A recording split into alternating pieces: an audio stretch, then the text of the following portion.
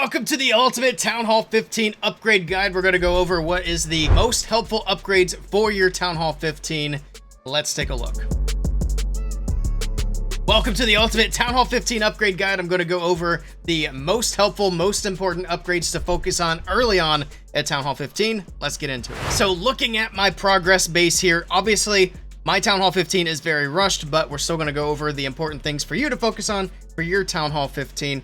And then the very first thing you should do at Town Hall 15 is you should buy all of your new buildings. Go ahead, get them purchased and get that out of the way.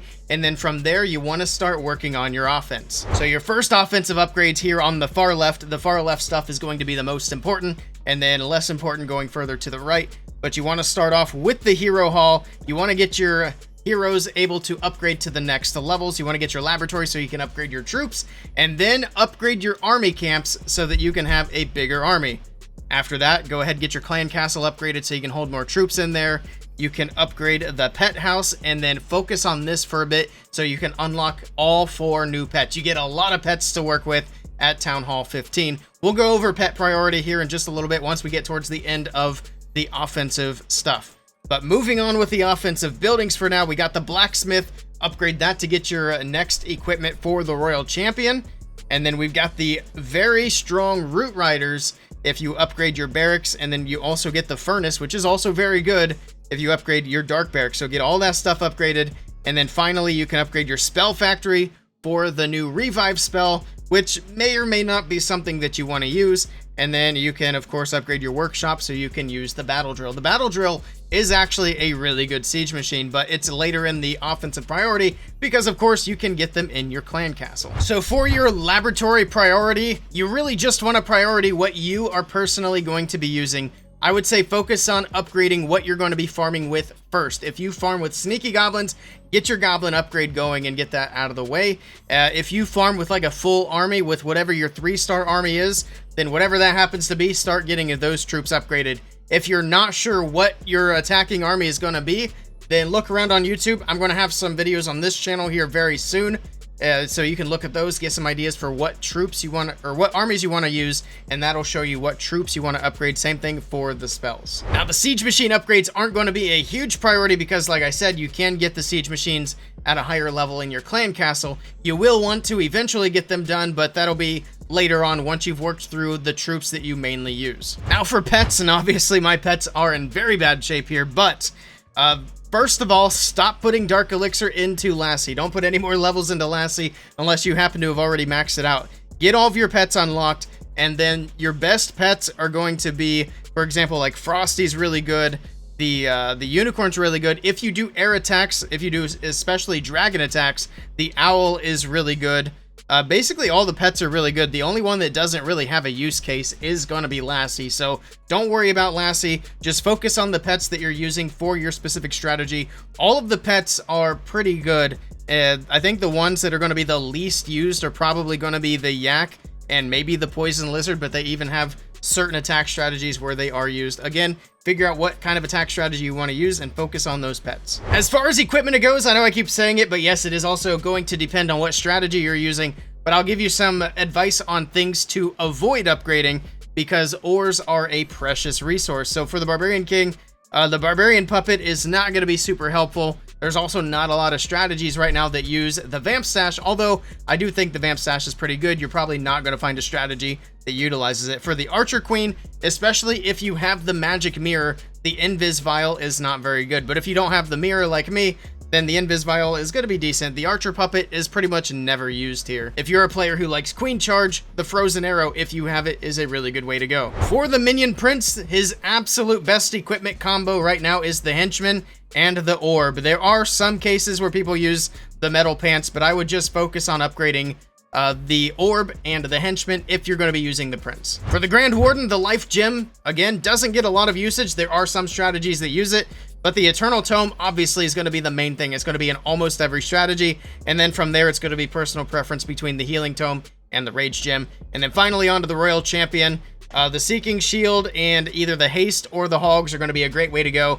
If you can at all, get the Electro Boots. The Electro Boots are the best equipment in the game. So if you have a choice between equipments to get get the Electro Boots. Now, as for hero upgrades, I usually just try to keep my heroes relatively close in level.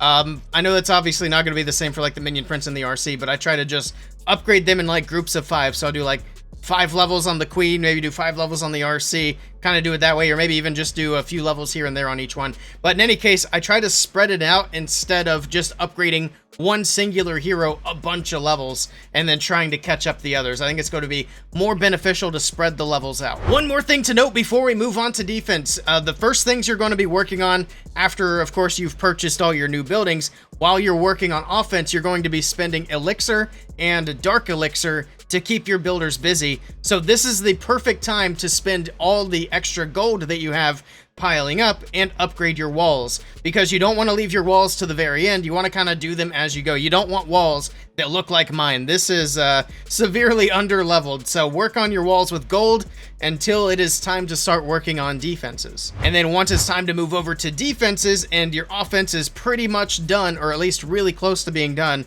then you can switch to where you're using Elixir to upgrade walls while you do the defenses. So it's generally good. Either you can do walls between upgrades, or you could even leave a builder available just to do specifically walls until those are done. And trust me, the walls are helpful. Let's move on to the defenses. And speaking of defenses, at the end of this video, I will be sharing some defensive base layouts, so definitely be sure to stay tuned to the end, and the links for those will be down in the description below. And if you want to use this progress base, the link for this will be down there as well, if you want to kind of use this to follow along. But let's take a look at the priority. So for defenses, it is not a big deal to try to keep your war weight low. I like to actually do my heaviest defenses first, because they're going to help you defend your base the best. It's going to protect your loot. It's going to give you some defenses in war. So this is going to be the optimal order for that. So we're going to start off with the new spell towers. Get those obviously unlocked, get them upgraded and maxed out, and then get your town hall maxed out to a 5-star town hall early on. After that, we're going to do the Eagle and the Monolith, the next two heavy-hitting defenses. They're going to help defend your base quite a bit. Next up, we do have the Scatter Shots. You're going to want to get those leveled up, followed up with the Inferno Towers and the X-Bows, all of your big, heavy-hitting defenses. And then from there, we're going to be focused on air defenses. And at this point, it's worth noting we do have the traps off to the side. So some different things with the traps. If you are really, really worried about war weight, you can go ahead and just start with traps before you do defenses, and that'll just basically give you more time before you get defense levels upgraded. You could do them while you do your defenses, which is typically what I do. So if you're going to do that when you're doing air defenses, this is a good time to also upgrade your Seeking Air Mines. The other option, actually, this is what I do, is leave the traps for the very end. So traps are typically the last thing that I do. I don't know why I said I do them with my defensive upgrades. It's just not true. I like to do the traps very last, but those are 3 different good options for upgrades for the traps. After the air defenses, we move on to the hidden Teslas, and then the builder huts. You want to get those upgraded so they're helping to heal your base. Then we got archer towers, followed up by bomb towers. The bomb towers a little bit higher priority than they typically are, because we are starting to see some root riders, so they're over the cannons now. But now we have the cannons as well, with the wizard towers on the back end. Then we got the giant bombs. If you want to do them with your defenses, I'd do them around the time of the bomb tower, and then all these other traps. Honestly, I wouldn't even really recommend doing the red air bombs and the mini bombs until like basically everything else is done. And then the very last things to upgrade are going to be your storages and your mortars. So these are going to be kind of the least important things. Now, the only reason that you might want to do storages a little bit earlier is if you want to utilize a bunch of runes. So if you upgrade your storages, obviously you're going to get more resources when you use runes. So if that's something that you're worried about, then you would want to do your storages relatively early. Otherwise, you don't really have to do them at all if you don't want to. It's just kind of do them whenever you want to do them. And then for the mortars, kind of the same thing, except you don't really need to do them at all. I would suggest maybe getting a few levels on them. I wouldn't want them to be as rushed as mine are, but they are going to be a very low priority building. Let's wrap up this video with some war bases. So this is going to be war base number 1, and something to keep in mind is my spell towers are level 1, so Rage is kind of the only option as we look through these. Now on this base, I think Rage Tower is totally fine.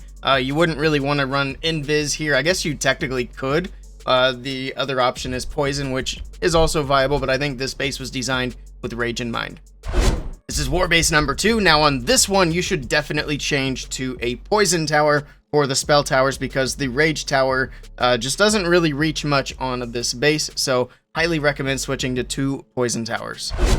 And then we have war base number 3. And then for these spell towers, they'd probably both be better off as either a poison or an invis. And that is going to do it for this video. Hopefully it helped you guys out. And if you want to see more Clash of Clans content, I recommend checking out one of these videos right here.